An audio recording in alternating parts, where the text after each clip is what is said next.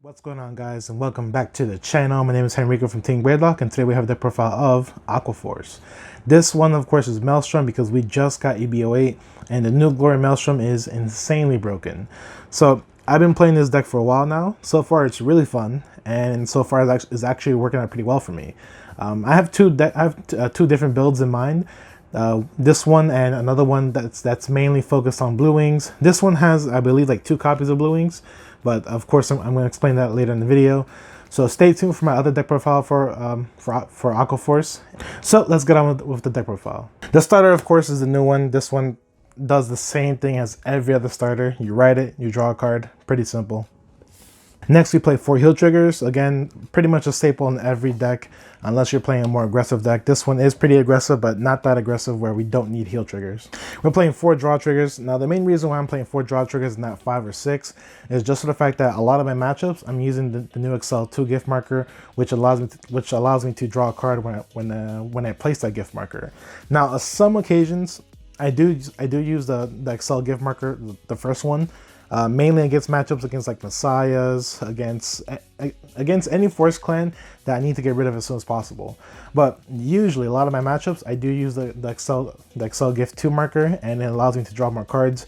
So I don't really need more draw triggers. 4 draw triggers is pretty fine. And of course, they have to be the PG draw triggers. Next, we're playing 8 front triggers. Now, beforehand, I was playing critical triggers, but to be honest, I'm focusing more on the on-hit effects of Maelstrom, the restanding Maelstrom, of course, and I'm focusing on to make my front rear guards as beefy as possible. So again, running crit triggers isn't a bad idea, but unfortunately with critical triggers, I can only beef up one character. When front triggers, I can beef up all my characters, and usually against a Force Clan, I can actually hit magic numbers.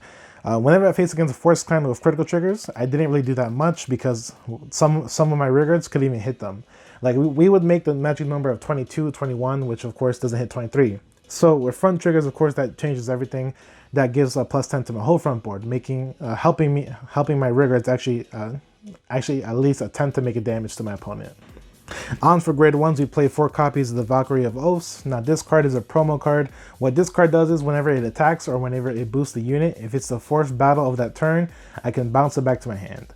If it's the 4th battle or more, I can bounce it back to my hand. Now usually I do abuse this card a lot.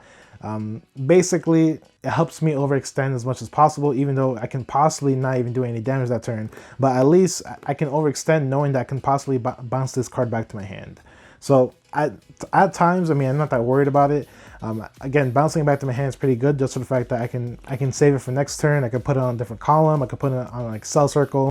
Next, we're playing 4 copies of Thea. What this card does is basically on hit, if it's the second battle or more, if it hits your opponent's Vanguard, you can give another unit +8 until the end of the turn.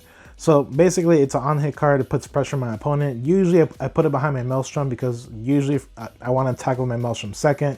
So at times, my opponent's like, you know what, I'm just going to take the Maelstrom because no matter what, I'm more afraid of his rearguards hitting me than his Maelstrom because I don't want him to get the restanding effect. So a lot of the times, my opponents just let me get this on hit, giving another rearguard +8. So potentially, it can be a big mistake for my opponent to actually let it hit. But what can they do? They can't really do much because I'm already putting so much pressure on the field. So Theas are pretty good just for the fact that, again, it's a good pressure card. Usually put it behind the Maelstrom, and so far it's working out pretty good. Next, grade 1, we played 3 copies of Wheel Assault. What this card does is whenever you ride on top of this grade 1 as a Vanguard, Counterblast 1, you can draw a card, and then you have to call a rearguard to the field. So usually whenever I do that effect, I usually call out Theos, put him behind the Vanguard, just for the fact that this card is always going to be behind the Vanguard for me. Sometimes I may call a grade 2, possibly calling a Tidal Assault or the grade 2 Blue Wing. But usually I mainly play this card just for the draw 1. Counterblast wise, there's no problem at all with Counterblast in this deck. So the Counterblast, you shouldn't have to worry about. But the other skill is when it boosts, after it boosts, you can exchange 2 rearguards. You can exchange their battle positions. Now, usually that effect I do not activate that much, just for the fact that I don't have too many strong rearguards to actually switch with. So that effect, it's okay. In all honesty, it could have been better, but still, I use it probably, let's say, 2 out of 10 times, like two games out of 10. So it's not a bad card overall. It's a good card to ride over. It's a +1, but unfortunately, the other effect, it doesn't come up in many situations that people actually think. Last grade 1, we play Penguin Soldier, just for the fact that whenever this card, I can rest it, give a rearguard in front of it +5. Usually I do that with Tidal Soul because I do want Tidal Soul to get as much power as possible. So Tidal Soul can be a 14k attacker, and if I hit a front trigger, Tidal Soul will be a 24k attacker. Soul Blast, Restand, it'll be a 19k attacker. So usually I love playing this card just for the fact that if I have a Tidal Soul in front of him, I usually give that Tidal Soul +5. Now for the counter charge effect, I usually do not even bother doing the counter charge effect because in this build, we do not have a problem with Counter Blast at all. So mainly again, we use them as a booster and we use them to give Tidal Soul +5. Now for grade 2s, we have this new broken card for Aqua Force. This card is amazing. It's basically a beat stick, and it rewards you for being a beat stick. So whenever he attacks, if you have 4 other rested units, he gets +15. And if he's the 4th battle or more of that turn, you can put him into the soul, and then if he's the 4th battle of that turn, at the end of the turn, you could put him into soul to draw a card. So he does help with the soul blasting because in this build we actually do soul blast a lot.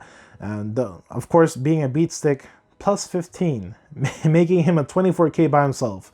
Unfortunately, again, he has to be the 4th attack or more. So usually, if I have multiple copies of this card early game in my hand, I'm pretty much in a bad position because you don't want to see all your copies of this card early game.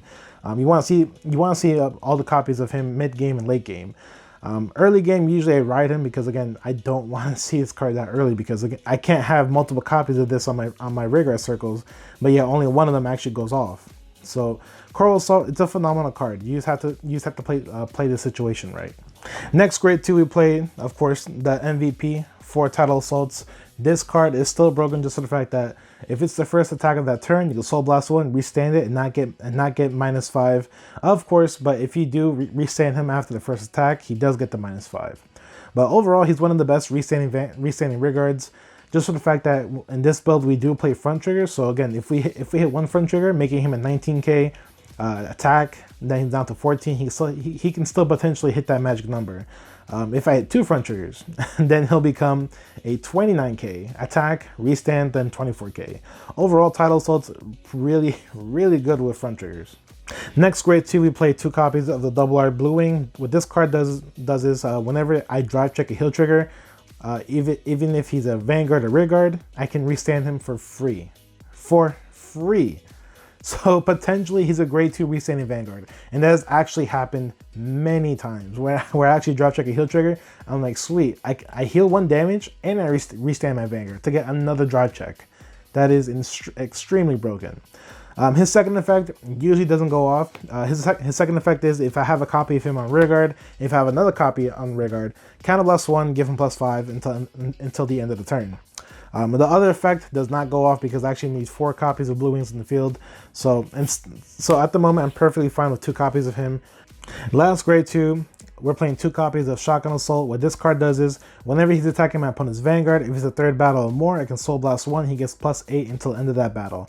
Unfortunately, I wish it was until the end of the turn, but it's until the end of the battle. Still, +8 for free, just for being a 3rd attack, and of course Soul Blasting 1.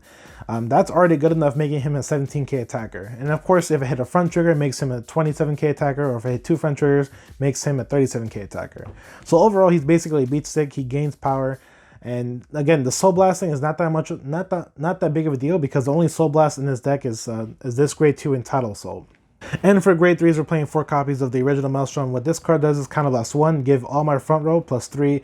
And the second effect is whenever it's the 3rd or 4th battle of my turn, if they hit my opponent's Vanguard, I can discard 2 cards and restand Maelstrom. So since I'm playing front triggers, again, the front triggers help me focus more on my on hits, helps me focus more on Maelstrom's effect actually going off.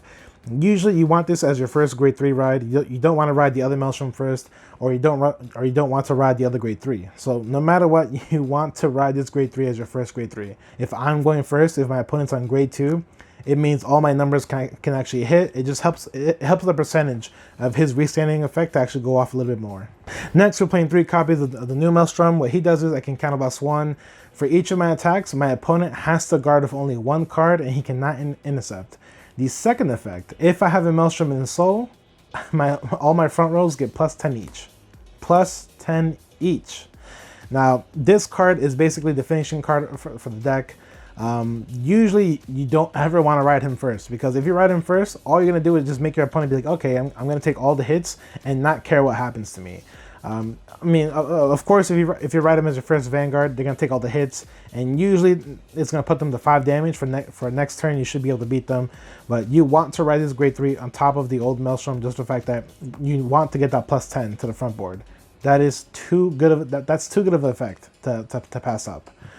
I would play 4 copies, but I wanted to make space for this last grade 3. And of course, the last grade 3 is Riptide Dragon. This card is a beat stick, basically.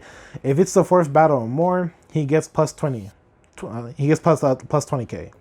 So, making him a 32k attacker. If I put him on the Excel 2 gift marker, making him a 37k attacker. Or if I put him on the first Excel gift marker, making him a 42k attacker by himself. So, of course, this card, I want to play more than 1 copy. Unfortunately, I don't have the space. This card, it's a great beat stick. But God forbid, if you actually have to ride as your Vanguard, you are screwed. Because he has no gift marker at all. No gift marker. It's a great card, but again, you want to have this grade 3 on your rear guard. You don't ever want to ride it. So that's my deck profile for today. I hope you guys enjoyed the video. And of course, if you guys did enjoy the video, hit the like button. If you guys have any comments, leave a comment down below. I love reading your comments. I love replying to your comments. So leave a comment down below. If you guys have any suggestions to improve the deck, let me know. Of course, I definitely want to read about it. I definitely want to talk about it, because again, this is one of my new favorite decks. You guys already know me. I love playing Great Natures, but I also love playing Maelstrom. Maelstrom's one of my favorite dragons out of all Cardfight Vanguard. So Maelstrom, definitely want to play it for the next couple of weeks. Unfortunately, this deck will probably only see play for like the next couple of weeks, just for the fact that we are getting our commies soon. We're getting the new set in 2 weeks, which is really unfair, by the way. Like this set only gets a few weeks to shine. And then it gets overshadowed by the next upcoming set, which sucks. But you guys know Bushiroad. Anyways, comment, like, subscribe to the channel for more Cardfight Vanguard content, and yeah. And oh, stay tuned for my second deck profile of Maelstrom. It's gonna be Maelstrom 2.0, or basically Maelstrom Blue Wings. And yeah. All right, guys. I will see you guys next time. Deuces.